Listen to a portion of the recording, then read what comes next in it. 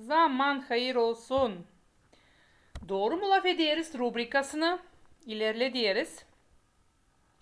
Bugün gene yanlış bir formayla başlamayı isterim bu videoya. Kimer kere böyle forma karşımıza çıkıyor. Böyle cümle. Daha çok kutlamalarda ne için yanlış oluyor? Çünkü kalka yapıyoruz. Düşüneriz Rus dilinde. Lafları dizeriz Rus cümlesine göre, Rus sintaksisine göre da oluyor böyle yanlış. Bakalım yanlışa, sonra bakalım doğruya. Kutlarım sizi doğma gününle. Olmaz deme böyle. Doğru olacak. Kutlarım sizi doğma gününüzle. Gününüzle. Çünkü senin doğma günün.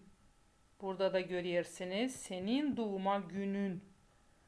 Ama burada diğer sizi. Ona göre kutlarım sizi doğma gününüzle olacak doğru. Hem de yeni yıl yortuları gidiyor şimdi.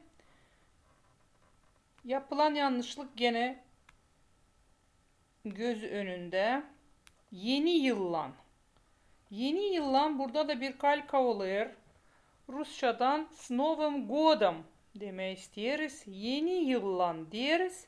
Ama "С Новым годом" Rus dilinde de yarım bir cümle. Ama artık onların dilinde bu kalıplaşmış. Bizim dilde fasıl gelir yeni yıllan. Doğru olacak, doğru dolu bir cümle. Yeni yılınız kutlu olsun.